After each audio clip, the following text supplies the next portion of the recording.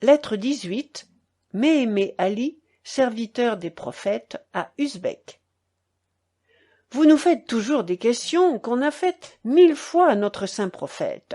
Que ne lisez-vous les traditions des docteurs? Que n'allez-vous à cette source pure de toute intelligence?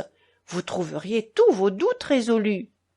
Malheureux, qui, toujours embarrassé des choses de la terre, n'avait jamais regardé d'un œil fixe celle du ciel, et qui révérait la condition des Mollaks sans oser ni l'embrasser ni la suivre. Profane, qui n'entrez jamais dans les secrets de l'Éternel, vos lumières ressemblent aux ténèbres de l'abîme, et les raisonnements de votre esprit sont comme la poussière que vos pieds font élever lorsque le soleil est dans son midi, dans le mois ardent de Chaban. Aussi, le zénith de votre esprit ne va pas au nadir de celui du moindre des imams.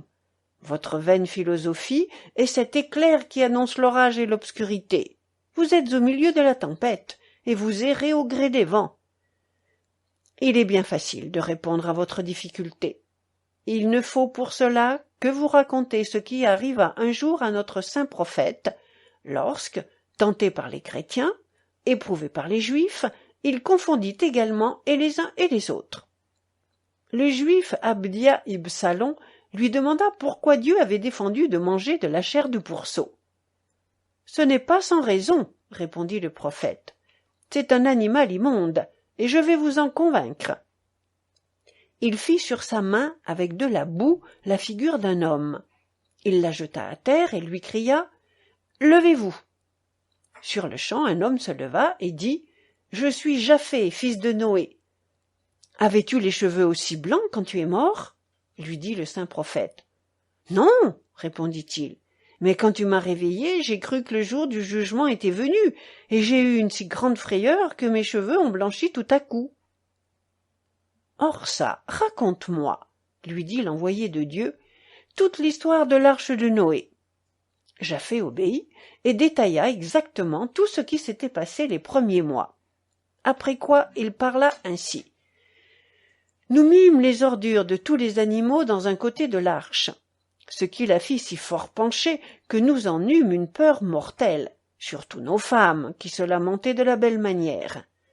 Notre père Noé ayant été au conseil de Dieu, il lui commanda de prendre l'éléphant, de lui faire tourner la tête vers le côté qui penchait. Ce grand animal fit tant d'ordures qu'il en naquit un cochon. Croyez-vous, Usbek, que depuis ce temps-là nous nous en soyons abstenus et que nous l'ayons regardé comme un animal immonde?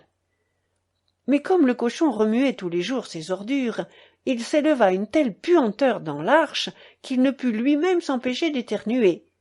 Et il sortit de son nez un rat, qui allait rongeant tout ce qui se trouvait devant lui, ce qui devint si insupportable à Noé qu'il crut qu'il était à propos de consulter Dieu encore.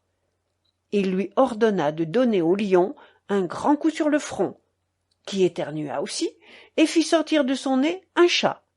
Croyez-vous que ces animaux soient encore immondes? Que vous en semble?